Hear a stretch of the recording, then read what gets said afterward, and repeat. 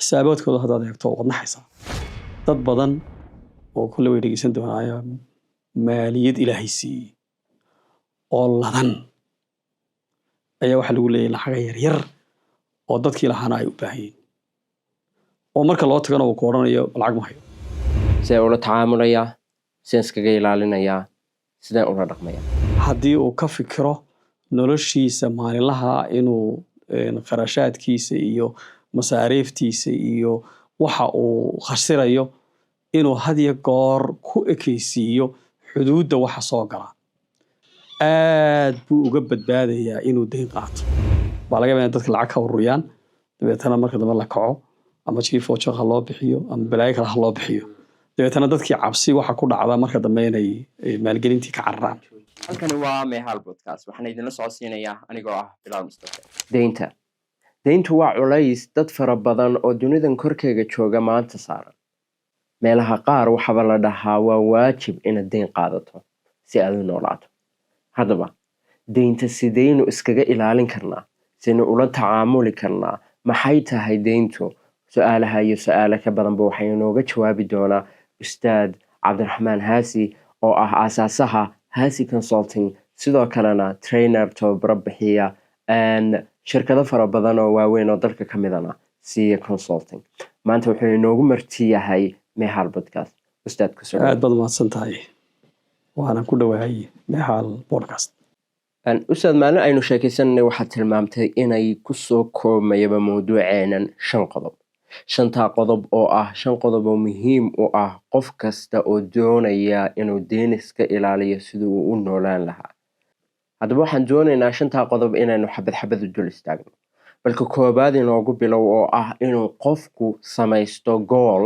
amaba uu samaysto system uu ku ilaashanayo dhaqaalihiisa. bismillahi raxmaani raxiim, alxamdulilah wakafaa, salaatu wasalaamu calaa cibaadihi alladhiina istafaa. horta marka hore waxaa aad u muhiima inaan fahamno qofku siduu maaliyadiisa u maamulanayo, personal financial management. qofka biniaadamka ah dakhli baa soo gala, dakhligaa soo galay kharash buu bixiyaa. haddii dakhliga soo galay kharashka uu bixinayaa uu ka bato, waa deyntu markay meesha soo gasho, markaasuu caawimo u baahanayaa, markaasuu cid kale u baahanaya, markaasuu gacan kale u baahanaya. laakiin inta uu qofku ku eegyahay xeradiisa, intuu dakhliga soo galay maareyntiisa iyo mushkiladihiisa iyo hawlihiisa iyo barnaamijyadiisa inuu ku maareeyo uu ku egyahay, horta deyntu meesha ma imanayso. deyntuna waa wax nolosha ka mid a. qof binaadan oo adduunyadaas bixiyaa ma jiro. qof walba waxbaa ka dhiman, qof walba maalin bay wax ku soo ciiraan, qof walba maalin bay wax ku yimaadaan. laakiin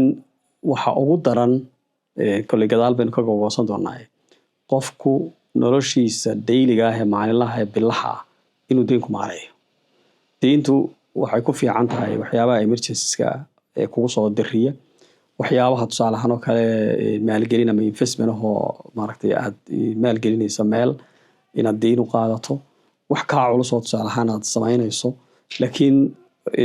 haddaad biilka reerka iyo biilka naftaada iyo waxyaabaha adigu aad daily u isticmaalaysa haddaad deyn u qaadato, waxaad ku jirtaa meel adag baad ku jirtaa. deyntuna runtii wax macaan ma aha, wax runtii aad u kulul oo qofku hadduu mudiin noqdo, nabiga caleyhi salaatu wasalaam waxyaabuhu ka ducaysan jiray ayay ka mid ahayd qalabatu deyn wa qahru rijaal. qalabatu deyn inuu qofku intuu qaato bixin kari waayo. maaragta aayadda qur-aanka ugu dheer waxay ka hadashaa deynta, oo ilaahay deynta sugiddeeda iyo qoriddeeda iyo markhaatiyadeeda iyo ilaalinteeda iyo dadka maaragtay mas-uuliyadda ah ee maaragtay faamiliga ah iyo cidda lagu aaminayo ciddaan lagu aaminahayn. yacni waxaad arkaysaa inay tahay qeyb nolosha biniaadamka ka mida oo dhaqaalaha ka mida oo aad u kulul oo maaragtay culayskeeda la inay tahay. marka laga hadlayo qofka biniaadamka ahi dakhliga soo gala ama ha yaraado ama ha badnaado, haddii uu ka fikiro noloshiisa maalinlaha inuu qarashaadkiisa iyo masaariiftiisa iyo waxa uu khasirayo inuu had iyo goor ku ekaysiiyo xuduudda waxa soo gala aad buu uga badbaadayaa inuu deyn qaato laakiin mararka qaarkood wuu ku qasban yahay qofku inuu deyn qaato because waxa weeyaan culays ka badan ayaa soo waajahaya arrinta markaa muhiimka waxay tahay qof baa laga yaabaa inay lacag yar soo gasho aad u yar qof baa laga yaabaa inay lacag badan soo gasho waajib maaha yani dadka qaar baa haysta hadday mushahar badan uu heli lahaa inuu ka badbaadi lahaa culaysyada dadka qaarna haddii $1 million bishii la siiyo still deyn bay ku jiraan because waxay u baahan yihiin iyo waxay samaynayaan iyo waxay kharash garaynayaan baa ka badan mar walba waxa soo gelaya taa macnaheedu waxa weeyaan qofku inuu fahmo noloshiisa lifestylekiisa yani marba awoodda dhaqaalaha iyo darajada kolba uu marayo iyo kolba hayntiisa iyo waxa uu haysto inuu ku noolaado waxay salka markaa ku haysaa qofka bini'aadamka ahi inuu noloshiisa noolaado inuu isaga ahaado inuu noloshiisa iyo awooddiisa iyo kartidiisa iyo inta ay u goyso shilinkiisu inuu ku noolaado waayo waxaa jira hadda magaalada imika aynu joogno nolol kala duwan baa ka jira waxaa laga yaabaa inaad 10,000 oo shilin aad ku dheragta caawa ama maanta qadada qof kalena waxaa laga yaabaa inuu $30 qadada mid ka liidata uu maanta kaga cuno tusaalahaan Hargeysa gudaheeda waxaa laga yaabaa koob shaaha magaalada Hargeysa waxaa laga siiyaa iyo magaalooyinka kaleba 2,000 oo shilin Somaliland shilin meelaha qaarna $5 baa la siiyaa marka aday kugu xidhan tahay yani dhaqaalahaaga iyo hayntaada iyo hantidaada iyo lifestyle-ka aad kulba halka aad ka misaysaa waxay ku xidhan tahay sidaad adigu fikirayso adigoo tusaale ahaan dakhligaagu yaryahay haddaad isku qaado inaad mar walba maaragtay wax qaaliya meel qaaliya maaragtay qof baa laga yaabaa isagoo $200 qaata oo noloshiisu maaragtay ciriiri dee u baahan inuu isku maaraysto oo ay ku filaan lahayd ka badnaan lahayd mararka qaarkood wuxuu soo hari lahaayeen baa laga yaabaa inuu maaragtay because of nolosha uu isagu isgeliyey inay ka dhammaato 10 cisho horreeya bisha qofna waxaa laga yaabaa intuu saving ka sameeyo inuu kii ay isku midka ahaayeen isku duruufta ahaayeen inuu dib uga amaahdo adeeg marka maaha deyntu maaha haynta qofka maaha waxaa laga yaabaa maanta ninka ugu Soomaali ugu hantida badan meeshuu doonaha joogo dhulka Soomaalida maanta inuu deyn u baahan yahay baa suurtagal ah oo weliba mid aad u fara badan u baahan yahay maaragta maaha yani inaad yani hayn leedahay kaama dhigayso inaad deyn qaadan laakiin mar walba inaad u hanqal taagto wax kaa weyni waxay kaa dhigayaan maxay inaad deyn madaxa la gasho marmarna dee duruufta adigoo dee ayaa waxa dhimanaya waalid baa xanuunsanaya dad baa dhimanaya waxbaa ku dhacaya aqalka yaraa waa jiingada dabayshu kaa qaadaysaa masiibo kalaa dhacaysa qof baa gubanaya yani wixii aad awoodda u lahayd wax ka badan baad u baahanaysaa maaragta so taasaa markaa keenaysa inuu qofku dee culays mararka qaarkood qaato laakiin mar walba maaha dadku waxay u qaataanuun haddii lacagtu badnaan lahayd inay wax waliba hagaagsanaan lahaayeen laakiin geed kasta Soomaalida waxay tiraa in gubta ayaa hoostaala marka haddaan markaa eegno adduunyada waa mushkilad weyn oo cid walba haysata walidaalika hadda buugaag badan baa laga qoray boorkaasyo badan baa laga sameeyey lagsharo badan baa laga qoray haddaad waxaa wax ku qorto kun baa kaa soo horbaxaya because waa mushkilad dadka oran haysata kala culture baynu nahay waxaa laga yaabaa carabta inaynaan isku ahayn maaragtay priorities ama isku dhaqan ahayn reer galbeedka Maraykan iyo Yurub inaynaan isku duruuf iyo waay ahayn oo qofku siduu nolosha u maamulayo iyo innaga qofka Soomaaliga ahi siduu u maamulaya inay kala duwan yihiin because of culture-ka dhaqanka sidaynu u noolahay familiyadeena structure-ka maaragtay bulshadeena dhaqaaluhu siduu inoo soo galo marka niyo waxa aad u muhiima qofka bini'aadamka ahi inuu horta ahdaaf dhaqaale leeyahay aad bay daruurta ama $100 ha ku soo galo ama 50 ha ku soo galo ama 1,000 ha ku soo galo ama wax ka badan ha ku soo galaan haddaanad sanadkaa maanta rabin inaad wax samayso bisha haddaanad rabin inaad wax samayso oo aanay wax ku calaamadsanayn haddaad istiraado beerkaba aad iibsatid oo tusaalaan arday yaroo iskuulka dhigta tahay oo $20 lagaa rabo bareega nusaacaha yare lagu siiyo haddaad maalin walba bar yar dhigato waxaa laga yaabaa inay muddo kugu qaadato laakiin maalmaha ka mid inaad gaadho laakiin hadafkaagii ayaad u socotaa hadafkii markaa uu ku xagayaa wuxuu ku leeyahay waxaad haysataa 5 maanta 15 baa kaa maqan waxaad haysataa 10 baa kaa maqan 15 baad soo gaadhay wallahi waad dhowdahay ilaa marka u dambaysa aad soo gaadho halkii aad doosi soo qof yani awoodi baa kala badan qof baa wuxuu ka fikirayaa inuu gaari iibsado qof baa wuxuu ka fikirayaa inuu maaragtay mobile iibsado qof baa wuxuu ka fikirayaa inuu guri dhisto qof baa wuxuu ka fikirayaa inuu meherad samaysto marka horta noloshu haddaanu qofku hadaf lahayn oo meel u socon oo iska nool yahay dhaqaale kasta ay garantii mushahar kasta oo lagu siiyo iyo dhaqaale kasta oo soo gala qarash buu noqonaya laakiin haddii meel ku calaamadsan tahay wax kasta oo soo gala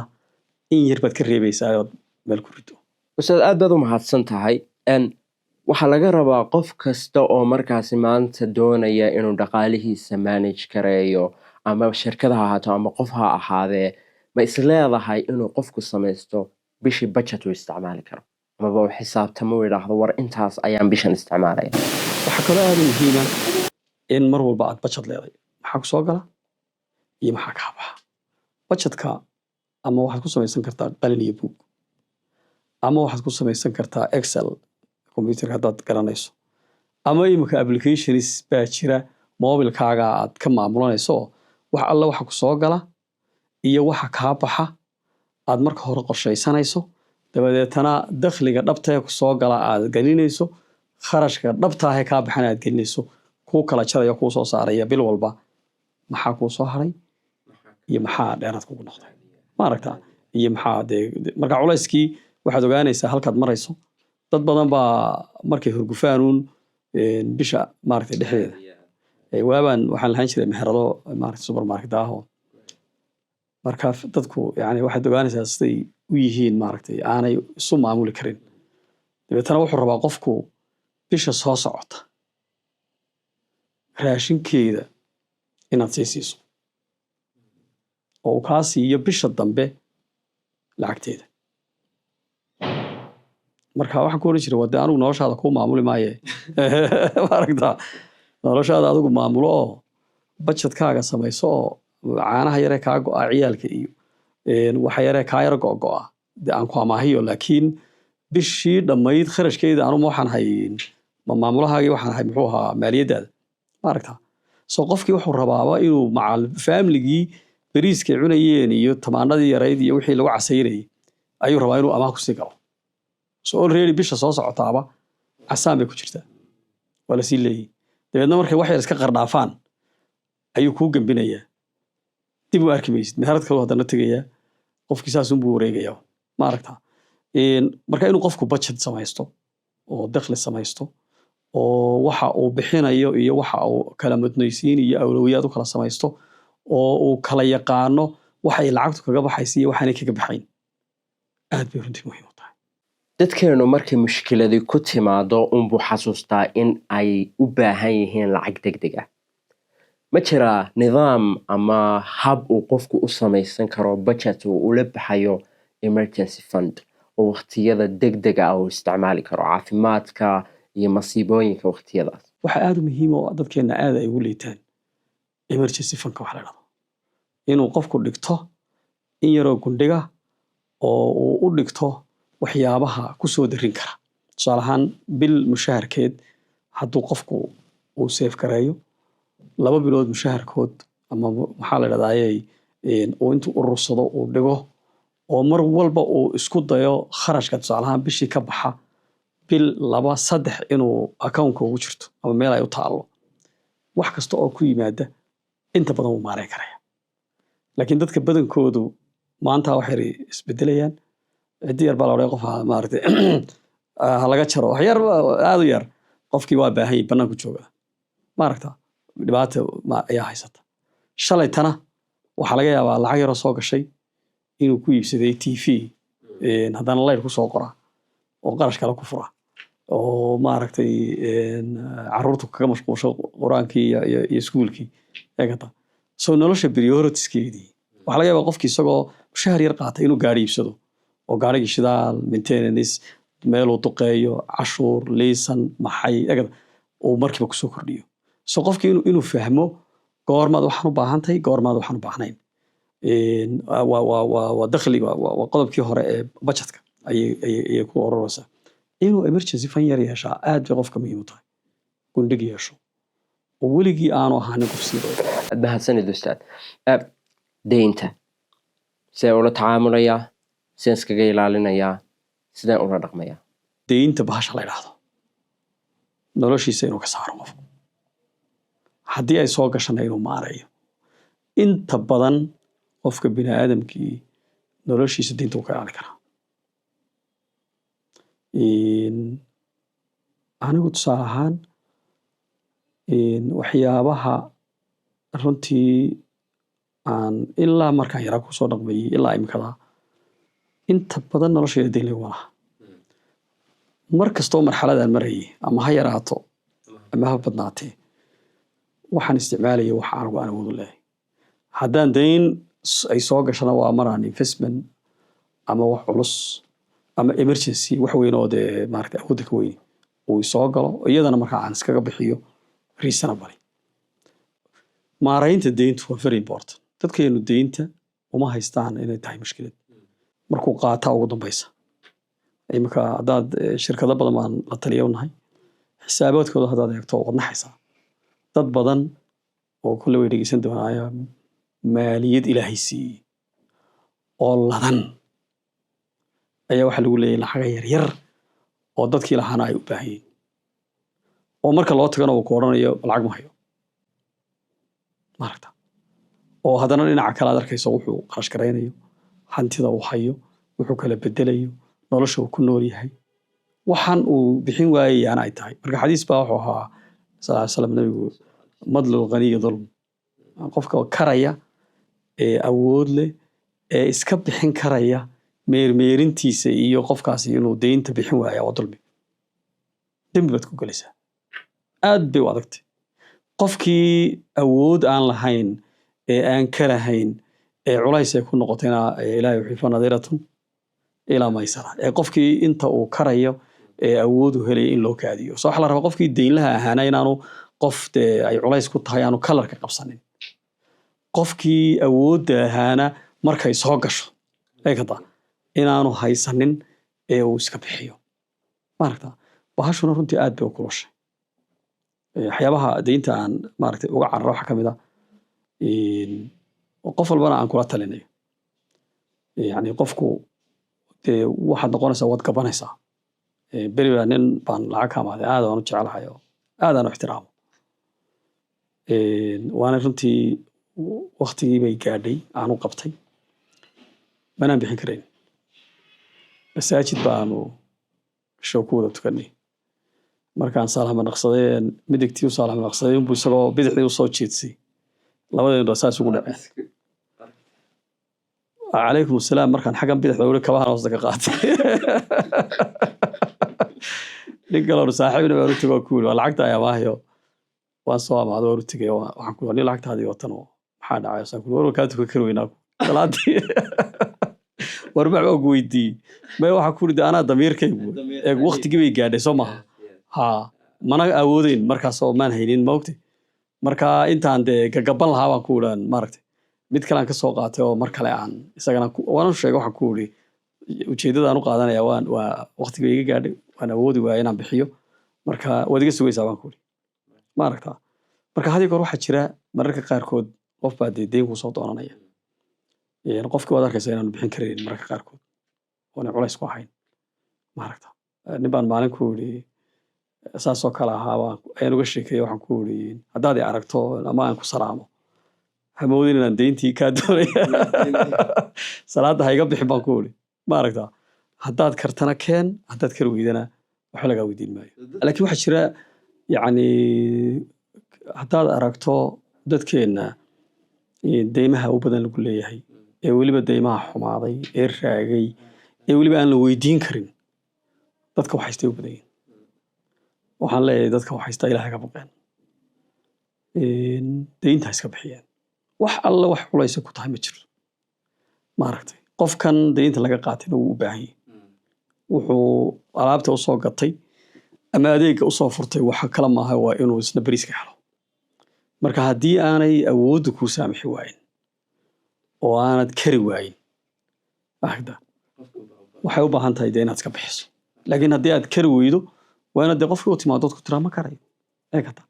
ama dee si kale aad u maarayso oo mararka qaarkood qofku hanti buu leeyahay uu gadi karo oo uu iskaga bixin karo deymihii ma raba inuu iskaga bixiyo maaragtay meherada kala u socda sidoodii u socdaan maaragtay tusaale ahaan imika haddaad meheradaadan aad wax iga amaahatood meherad kalena leedahay ood igu tiraahdo meheradaydii ma macaashto waan ku khasaaray isug deyntii taadii kalena macaashayso dee macquul maaha anuu meheradan adaan wax ku amaahiyey inay macaashto iyo inay khasaarto dee shaqadeeda maaha waa inaad adigu iska bixiso adaa waajib ku saaran yahay adigay tahay inaad iska bixiso soo dad fara badani waxaad arkaysaa meheradii uu furay isagoo 100 meheradood leh 100 dakhli oo kala leh ayuu dadkii wuxuu ku cadaabayaa oo leeyahay meheradii lacag ma soo saarto maaragtay isuga intay lacag soo saarayso dadkii dee meheradii lama laha hadday maalintii koowaad ba xoorin lahayd oo lacag saa u daadin lahayd ma waxuu ka siin lahaa haakada soo deyntii qofku inuu iska bixiyo oo meelihiisa kale ka soo jafjafto oo meelo kale ka keeno aad bay runtii muhiim u tahay deyntuna waxyaabaha runtii adduunyada waala bay ka mid tahay financial management adduunka maaragtay maaliyadda adduunka iyo nidaamka bangiyadu u dhisan yihiin iyo sida yani imika dunida reer galbeedka mortgage iyo deyme iyo waxa lagu wada jiraa qoorta ayaa dadka u wada suran meherad kastoo soo gashaa kaar bay waxay doonaysaa inay ku siiso ku furto credit maaragta soo qofkii waxa weeyaan waxa la rabaa wax alla waxa soo galay in gacanta lagu hayo maaragta qofka bini'aadamkina wuxuu xor yahay oo sidoo doono fikiri karaa oo meeshu doono mari karaa oo cabsi aanay ku jirin oo aan culays ku jirin markuu banaanka joogo u deynta yahay qodobka shanaad ee ugu dambeeya waxaynu aragnaa maalin kasta mushkilad soo noqnoqota oo ah in dadku la dhaho maalgashada wax ay maalgashadaan kadib lacaga 10 kun ay ku khasaaraan website-yo iyo application-no beena sidee iskaga ilaalinaya halkeen ku maalgashanayaa lacagtayda waa maxay maalgashiga ugu wanaagsan aan ku bixin karo lacagtayda haddii deymaha aad ka badbaado waxaad u baahan tahay waxa yare ku soo galay inaad mustaqbalka invest garayso investmentku waa very important eegata oo waa maxay haddaad tusaale ahaan meherad yar furto online yar alaab yar aad iibiso gaari yar haddaad iibiso xilligaad firaaqada leedahay ku shaqaysato haddaad farsamo yar barato ood gacanta ka shaqaysato ceeb maaha adigoo maanta soo shaqaynayay bangi ka shaqaynayay shaar caddaa gelinkii hore haddaad gelinka dambe dismiskaaga iyo iska qaadato baanadaada iyo dubahaaga ood maaragtay ama nijaarad ka shaqayso gaari ka shaqayso ama maaragtay farsamo kale ka shaqayso inantii markay tusaalahaan kasoo shaqayso sarkaale tahay ama agaasimo tahay gelinka dambe inay dumarka xidhnaa u mariso lacag yaroo kale ka samayso dhibaato ma laha marka maaragtay qofku wuxuu u baahan yahay inuu dakhliyo kala duwan sameeyo wuxuu u baahan yahay inuu maalgelin sameeyo oo maaragtay adduunyada kale dee maaragtay sharer baa jira saamiyaa jira innaga halkan aad bay u adag tahay qofku inuu business socda wax ku darsado because suuq saamiye ma jiro meel wax la kala iibsadaa ma jiro marar fara badanna dad aan business fiican haynin oo aan wax laga macaashi doono haynin oo risky business ku dul wareegaya baa laga yaabaa in dadka lacag ka ururiyaan dabeetana marka dambe la kaco ama chief oo ha loo bixiyo ama balaayo kale ha loo bixiyo dabeetana dadkii cabsi waxa ku dhacda marka dambe inay maalgelintii ka cararaan exactly ha marka dadku yacni maalgelinta samaynaya businessyada abuuraya inay dadka u furaan fursad inay wax ku darsan karaan aad bay muhiim u tahay soo qofkii hadduu lacag yar helo oo halkaas kaga ilaabo meel yaroo kale mid ku ilaabo waxa laga yaabaa after 10 sano kadib maaragta inay wax buuran ay u noqoto isna uu isku maareeyo noloshiisa xooggiisii iyo dee wuxuu ka shaqaysanayay waxyaabaha dadkeenu maaragtay investment ku sameeya waxaa ka mid a dhulka aad bay dadku maaragtay soo dadka qaar baa xariifiin oo intay meelo fogfog iska sii iibsadaan oo lacag yaroo jaban oo maaragtay aad u jaban oo dadku wada karayo baa waxaad arkaysaa 5 sano kadib meeshii oo istiraatiiji noqotay oo dhul noqotay oo macno noo yeelatay oo qofkii lacag wanaagsan uu dee ka samayn karo maaragta marka qofkii inuu mustaqbalkiisa maaragtay maalgelin ku sameeyo ubadkiisa uu ka fikiro mustaqbalkooda maaragtay familygooda walaalihii iyo dadka ku xeeran mustaqbalkooda ka fikiro because dad keligaa korto macno ma samaynayso ma joognaa dunidan tusaale ahaan reer galbeedka iminka hadda nin la yidhahdo Ramsey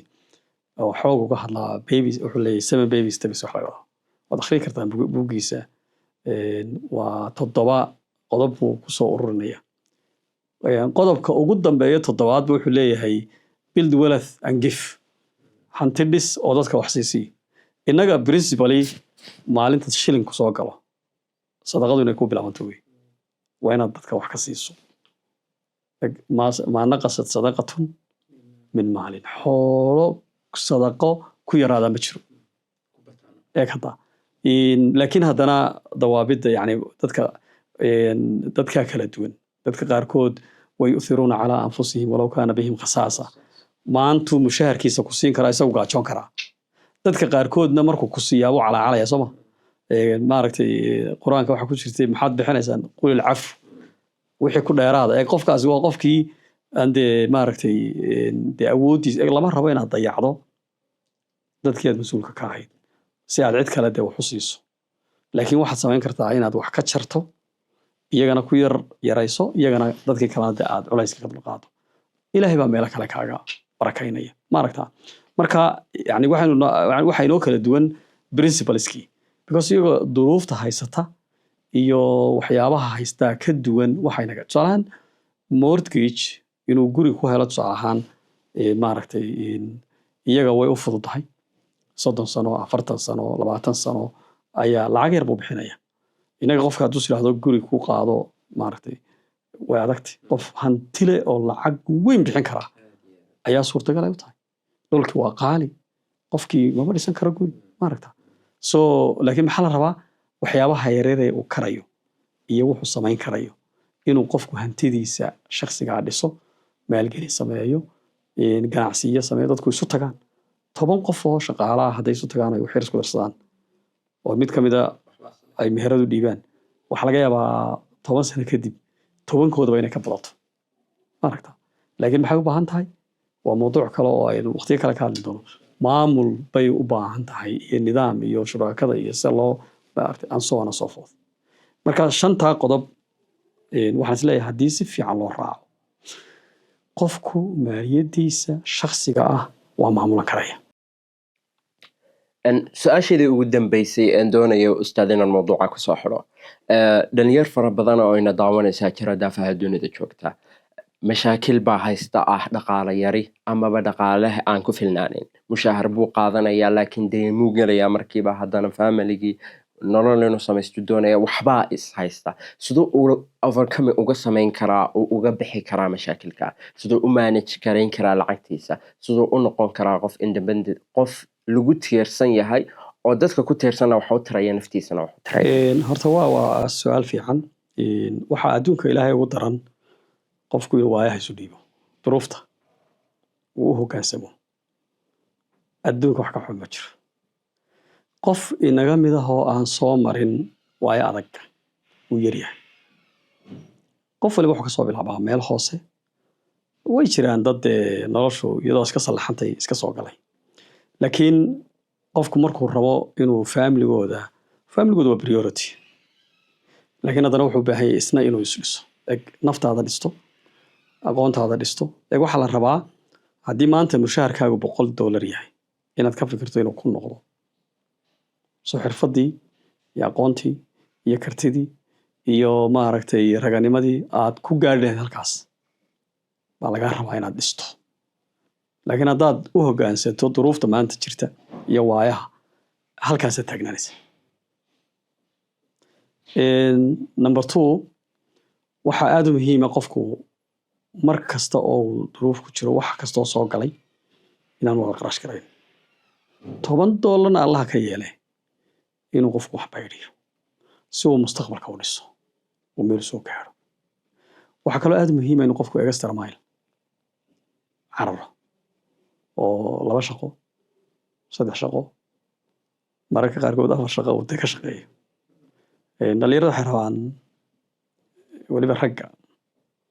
hablo way ka duruuftu yihiin badna way qayiraano markay soo rawaxaan qaad bay fadhiistaan intii qaadka ka badbaadeena maqaaxiyaha inta soo fadhiistaan bay bolotigaan maanta waxa laga sheekeynaa hebel baa waxaan yiri qaar ciyaaray ka sheekeynaa ku badbay maanta oo dhan hebel baa laaday iyo hebel baa maxaa ka galay hebel laaday duruuftaada iyo waayahaaga ku yaala soma wax ka shaqeyso wax qabo eegada so qofkii wax laga yaabaa mararka qaarkood inuu ka shaqeyn karo 2 shaqo 3 shaqo maaragta intaan shaqada ka dhex baxay marka intaan shaqaalaha ahaan jiray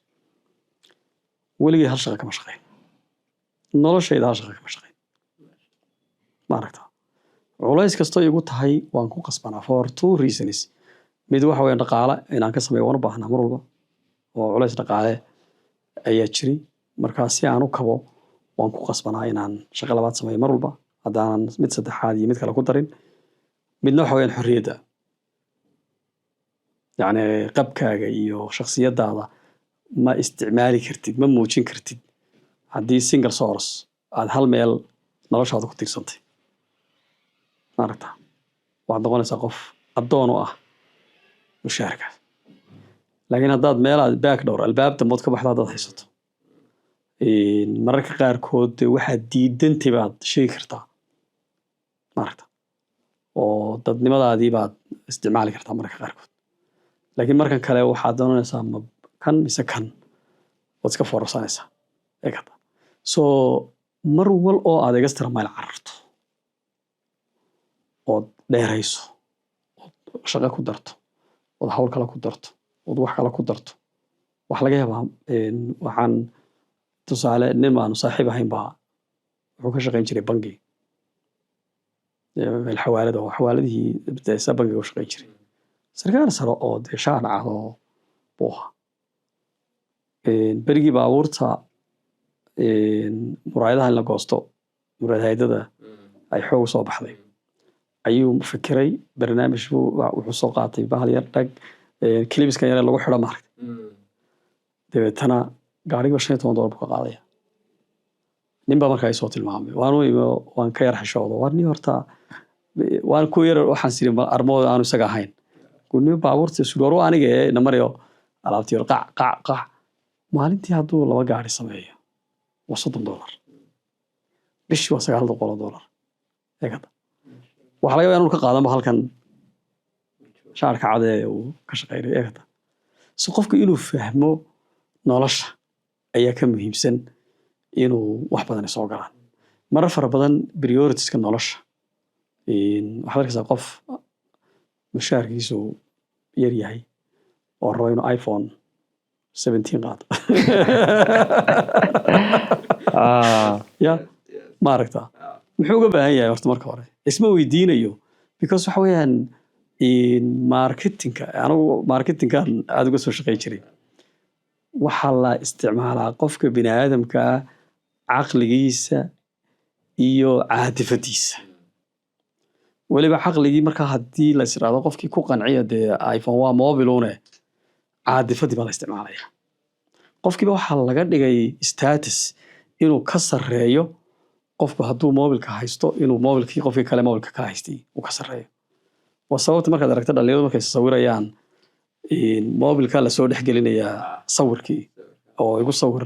marka muxuu dareemayaa nusqaan buu qofkii dareemayaa wuxuu leeyahay markaa mobilkan iPhone-ka markuu laga arko sawirkiisa isagoo ku dhex yaala meel dalooshu buuxinaya oo kale laakiin hadduu qofku aaminsan yahay inaan waxba ka dhinayn hadduu tooshla yar sito ama sida dadka qaar niclo u yaqaanaan muxuu uga baahan yahay waa inuu hadlo WhatsApp iyo internet buu baahan yahay wuxuu u baahan yahay mid yar oo kale oo iska jaban oo heli karo awoodiisa maalin baa jirta inuu iibsadaa aanay sida cadayga u ahayn eegata macno weyn oo ay u samaynaysaa aanu jirin maaragta soo eegata hadduu qofku prioritiska adigoo tusaale ahaan gaari yaroo $2,000-3,000 iibsan lahaa haddaad mid 20,000 isku qaado oo deyn gasho ood rafaado ood 3 sano 5 sano wado maxaad faa'iidaysatay eegata qofkii waxaa la rabaa awlawiyaadka nolosha iyo hadba intuu socon karo sababtuna wax kale maaha dadku waxay ku fikiraan in terms of people waxay psychology-ga people think in terms of people haddii dadka kale siday ku arkayaan waxay kaa odhan doonaan waxay kaa sheegi doonaan aad u nooshahay waxaad ku noolaanaysaa dakhligaaga wax ka badan dabeedna deyn baad gelaysaa dadkuna kaa bixin maayo laakiin haddaad adkaysatood ku noolaato waxa aad gacanta ku hayso maalinba waxbaa kuu soo kordhaya meel kasta oo aad doonaysana waad soo gaadhaysaa wax kasta oo doonaysa inaad samaysana waad soo gaadhaysaa I am 100% sure adigoo aan cidina waxba kugu lahayn culaysna ku haysan stress iyo isku buuq iyo midnaba aan ku jirin ayaad imanaysaa laakiin aad degdegin qaacida islaamiga waxay tiraahdaa man istacjala fi shayin qabla awaani cuuqiba bixarmaani eegada haddaad istiraahdo shay intaanu bislaanin gaadh waxaa lagu ciqaabaa qofkaas inaanu wixii gaadhin marka adiga maxaa adigoo yaa ku yidhi waxaan sameeya eegata yaa ku yidhi awooddaada dhaaf maaragta soo haddaad ku socoto hadba taakadaada iyo tallaabadaadu intahay maqaayadda aad shaha ka cabbaysaa hadba dakhligaagu heerka uu yahay aad ku socoto mararka qaar baa 5 qof aanu meel kaga cashaynaa waxaanu ku cunnaa cunto wanaagsan oo healthiya oo nadiifa oo qurux badan oo macaan in laga yaabo cunto aad u liidata oo unhealthiya oo dhib badan oo maaragtay waxa la xaga samaysantahay aan la garanayn hal qof intuu ku cashayn lahaa eegata markaasaa waxaad oranaysaa moogtay yani kala duwanaanshaha fahamka eegata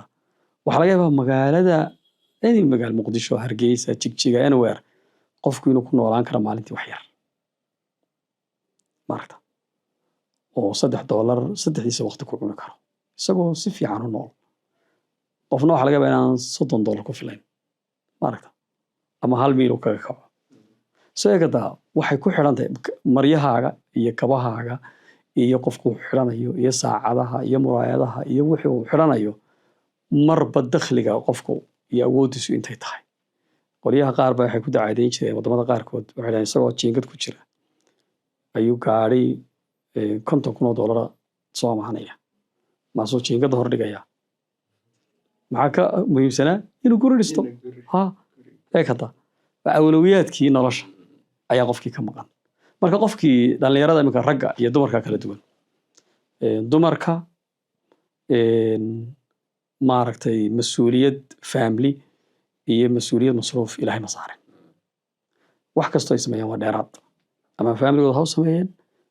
ama familigeeda ha u samayso ninka laakiin dhalinyarada wax laga rabaa inuu hooyadii iyo aabihii iyo walaalihii taageero waxa kaloo laga rabaa inuu reer dhisto oo nin mas'uula noqdo adeeg taas marka waxay ku imanaysaa isagu siduu tasarrufka iyo u sameeyo waxa kale oo number 2 aad u muhiima habluhu inay nolosha fahmaan maaragta oo aanay maaragtay inanka dadaalaya ee shaqaysanaya ee ninka ragga ah ee reerkiisa dhaqan kara aanay ku xidhin duruufo awoodiisa ka baxsan adeeg oo ay ku raali gelinayso dad kale maxaa ka kala yeeda dad kale haddii qoyskeeda iyo qofka ilaahay ku soo beegay uu yahay qof nin rag oo mudakara oo reerkiisa dhaqan kara qoysaska marka dhallinyaradeenu markay dhisayaan qoys kastaa wuxuu dhismaa isagoo deyn circiraya maaragtay waxay galaan guri aanay awood u haynin waxay soo iibsadeen awood alaab aanay maintain garan karin dabeetana markay dhowr bilood joogaan wixii bixin waayo ayaa la yidhaha gurigii dee laga baxo guri ka yar hala galo gurigii ka yaraa maxaa imanaya alaabtii hala iibiyo dabeetana burbur damba dib loo galaa eegada maxaa ka wanaagsanaa nolosha in meel hoose laga soo bilaabo dabadeetana ay kor u socoto dabadeetana ay kor usii socoto nolosha markaasi macaanti ma aragtaa so inamada waxaa laga rabaa inay dhaqaaleeyaan shilinka soo gelaya waxaa laga yaabaa isagoo lacag yar soo gelayso inuu inantii maaragtay casho geeyo lacag badan bixbixiyo gaari soo kiraysto buuq isku furo dabadeetana ha dhowto marka noloshii qoyska la tago noloshii rasmiga ahayd baa imanaysa waxay ma jirayaan soo marka horaa la rabaa inuu nolol dhaba iyo xaqiiqada jirta uu ku dhaqo ama ay maaragtay halkaa ka wada bilaabaan dabeetana noloshoodu maalin kasta way sii macaanaanaysaa sii qurux badnaanaysaa kor bay usii soconaysaa laakiin haddii xagga sare laga soo bilaabo way sii qaraaraanaysaa way sii shiikhaysaa way sii yaraanaysaa nin horta bulsho ahaan waxaad moodaa in guurka laga dhigay mid taklifad badan ay ku baxayso oo ka imanaya xaggii inamada oo raba inuu inamada kale iska dhiso oo halkii saaxiibkii uu dhigay meel ka sarreysa uu dhigo hablihiioo raba in loo tumo oo loo qurxiyo oo loo hagaajiyo ama her wanaagsan aroos wanaagsan and so on and so forth iyo bulshadii hadda waxaa nagu soo biiray marka laga tago dadkii dhaqanka waxay noqotay madal siyaasi laga dhigay oo la isugu faano imise wasiir waa kasoo qayb galay imise maxay waa kasoo qayb galay marka yacni adraar bulsho ayay runtii leedahay dhibaatay leedahay dhibaataday leedahay waxa weeyaan maanta qofka dhalinyarada ah ee mushahar yar qaadanaya 300 400 200 500 600 700 way ku adag tahay sida maanta loo dhigay inuu awood u yeesho waxaasna waxa keenaya waa bulshada barasharka kaga imanaya waxaan runtii odayaasha iyo salaadiinta iyo cuqaasha iyo dadka waxgaradka ah ee dhaqanka maamula inay wax ka bedelaan sidan aynu maanta wax u wadno waayo hadday san u sii socoto waxay noqon doontaa in la awoodi waayo oo dabeetana mushkiladaha iyo xumaanta iyo dhibaatada ay badato qofka dhalinyarada ahina maaragtay uu kari waayo oo maaragtay tahli kari waayo marka ama inuu dayn galo mawduuceeni bay ku xirmaysaa oo financial oo qoyskii marka dambe xagga dambe ka dhibaatoodo xagga dambe ka burburo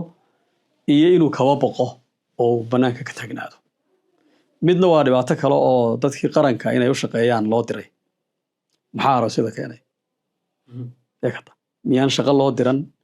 miyaanay mushahar inaga qaadan miyaanay cashuurta dadka aanay ku shaqaynin aroosku shaqadooda maaha aroosku waa arrin dhaqan dadka dhaqanka iyo mas-uuliyiinta iyo ehelka shaqadooda weeye marka dadka mas-uuliyiintana waxaan ku oran lahaa ilaahay ka baqa oo saacadihii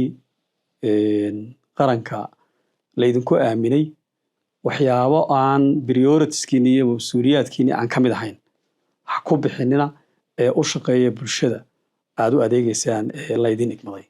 halkan waxaan ku weydiinaa hal su-aal oo ahayd awlawiyaadka iyo maxaa muhiima maxaa ka muhiimsan sideen u kala horeysiinayaa arrimahayga horta waxaa jira kala mudnaantu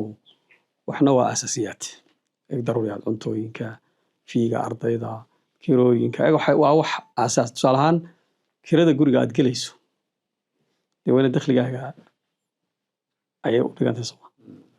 haddaad mid ka weyn gasho waa xaqiiqa inaad aad gelayso biilka aad bixinayso cuntada aad cunaysaan waxyaabaha aad maaragtay gelaysaan waxyaabaha aad samaynaysaan dhakhtarka caafimaadka loo tegayo yacni waxyaabaha waxna waa awlawiyaad oo waa daruuri oo waa meel la ugama baxsanaysid waxyaabaha qaarna waa kamaaliyaad oo waa iska dheeraad waxyaabaha qaarna waa faakahaysiyo waa dee wixii markaad dee soo dhaafto marmar baad dee axyaa xasaba iska yar dee si lugaha kala fidsanaysaa mar baa jirta aanad awood lahayn tusaale ahaan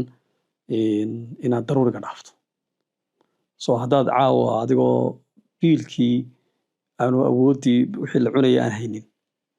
aad ubax hadiyada usoo qaaday xaajiyadii eegata carruurtii waxay siisay kaaga baahantay caani eegata horta caana carruurta ka adkow iyo reerka carruurta maaragtay waxooda afkooda geliyay soo ma caadifadaada iyo jacaylkaagana dee si fiican u muuji laakiin maalin baa jiraysa yacni maaragtay ama saacad qaali ah ama hadiyad ama maxay aad soo iibin karto so marba waxaad maaragtay sida u kala mudan yihiin nin odayaba wuxuu tusaaleynayay awlawiyaadka dabeedna wuxuu soo qaaday dhalo markaasuu wuxuu yidhi markaa dhagxaan waaweyn buu yidhi ku gur markaasaa lagu guray markaasuu yidhi okay ma buuxsamay haa kuwa yar buu soo qaaday markaasuu yidhi ka dabagee dabeedna waa la ruxayoo baashii ma buuxsantiis haway buuxdaa ciid buu soo qaaday markaasuu yidhi ku shub dee ciiddii way dhex gelaysaa dhagaxii waaweynaa maaragta markii dambe uu yidhi biyo ku shub maaragta marka wuxuu yidhi eeg haddii adigoon tusaale ahaan dhagxantii waaweynaadee meesha ku ridin aad marka hore ciidda ku ridi lahayd ama biyaha ku horreysiin lahayd ama kuwa yarar dhagxanta yarar aad ku guri lahayd maxaa meesha imanaya awlawiyaadkii baa kala horeynay marka adigoo tusaale ahaan aan biilkii afka loo cunayo bixinin maaragta haddaad tiraahdo romantic baanu hadiyado la soo cararto ama aad biisa ka soo iibso suuqa eegada iyadoo maaragtay aan aroorta wax dab loo saara aanu jirin ama tuugu samaynaya dee qofku hadduu wax ka weyn isticmaalo wixii uu isticmaalayay ama dhaqan xun samaynaya oo dariiqa aan sax ahayn ayuu ku raadinayaa inuu wax ku helo maaragta soo awlawiyaadka markaa dhagxaantii yar yaraa ee kada waxyaabihii ku soo xigay daruuriyaadka oo kale noqonayaan dabeetana waxyaabihii kale ee maaragtay iyaguna kamaaliyaadka ahaa iska marka dambe iska faakahaysi baad dalxiis baad u bixi kartaa alaabooyin baad ka soo iibin kartaa gurigaad iska rijiyey kartaa maaragtay alaabtii hore jirtay baad iska bedeli kartaa eegada marbaa imanaysa ay wax kaa kala fuqaan eegada oo haddaad maro iibsan jirtay shaar $5 aad awooddo inaad shaar $30 iibsato ama $20 eegada laakiin haddaad markiiba istiraahdo halkan ku bood oo la tallaabso maaragtay waaqic adiga maxaa kaa galay maaragta aduu dad ha u noqdaan bini aadan maaragtay wuxuu yidhi inna irdaa naas sheeko yar waxaa jirtay juxa baa la yidhi isagoo dameer wata isagii wiilkiisii baa mid soo maro wuxuu ku yidhi waryaa waxaan nacaska ahee maa midkiin fuulo dameerkan dabeedna wuu fuulay ilmi yaraayoo daba socdo dameerkii ayuu yidhi warbaad waalanta ilmi yaraana dhulkaad ilmihii buu saaray kii yaraabaa marsaa la yidhi waa inkaarkan maaragtay aabihii oo lugaynaya dameerkii fuushan maa labadiina u wada fuushaan markaasaa haddana dameerkii dee la socon kari waayey mid baa ku ciyaaray wuxuu ku yidhi maad qaadaan idinku dameerka buu yidhi labadiinani iyagoo biriish dul maraya dabeedna lugahay dhulka uga qaadinoo biriishku kaga dhacay webigii buu ka raacay markaa wuxuu yidhi buu yidhi xigmadda waxay dhahay inna irdaa naasi qaayatun laa tudrak haddaad dadka u nooshay I'm telling you meel aad koob cagaar laga soo durdurmaysid haddaad dadka ku dayato nin baan beri maqaal ka akhriyey wuxuu yidhi almuqaaranaat sababul asamaat mushkiladaha nolosha dadka soo gaaro dhami waa isbarbardhig hebel gaarigaas wataay maxaan u wadan waayey hebel iskuulkaasuu tegay maxaan u tegi waayey hebel shaarkaasuu xidhay maxaan u xidhan waayey heblaaya waxaasay samaysay maxaan u samaysan waayey maaragta weliba dumarku aad ha uga taxadireen isku duruuf maaha qoysna qoys la duruuf maaha marka haddaad qoys kale duruuftooda aad damacda inaad noolaato waxaad cadaad saaraysaa qofkii kula joogay dabeetana mararka qaarkood waxaa laga yaabaa inuu tuug aad ka dhigto nin wanaagsanaa oo si fiican idiin dhaqayey oo laga yaabo berita ka maalin halka aad joogtaan meel ka fiican inuu soo joogsan lahaa maaragta soo duruufta kolba lagu nool yahay haddii la isu sabro oo lagu dhabar adeego laakiin laga fikiro qorshe in laga baxo waxaa xun inaad isu dhiibto duruufta waxaad soo gaaraysaa meel wax wal oo aad ka fikiraysay aad awood u leedahay inaad samayso meel kastoo doonaysa inaad tagtaa aad awood u leedahay inaad tagto ustaad aad baad u mahadsan tahay jazaaka allahu khayr allah ybarik fiik idinkuna aad baad u mahadsantihiin sida quruxda badan ee wanaaga aad u dhegaysanaysaan muuqaalkan waxaan idinka codsanayaa inaad sii faafisaan oo sheergaraysaan oo meelo badan aad gaadhsiisaan sidoo kale waxaan idinka codsanayaa in aad pagekeena kusoo biirtaan oo subscribe tiraahdaan channelkan si aynu waxyaalo badan oo intanka badan u sameyno dad fara badanna u gaadhno aad baad u mahadsantihiin waa inooyo mar kale iyo meehal kale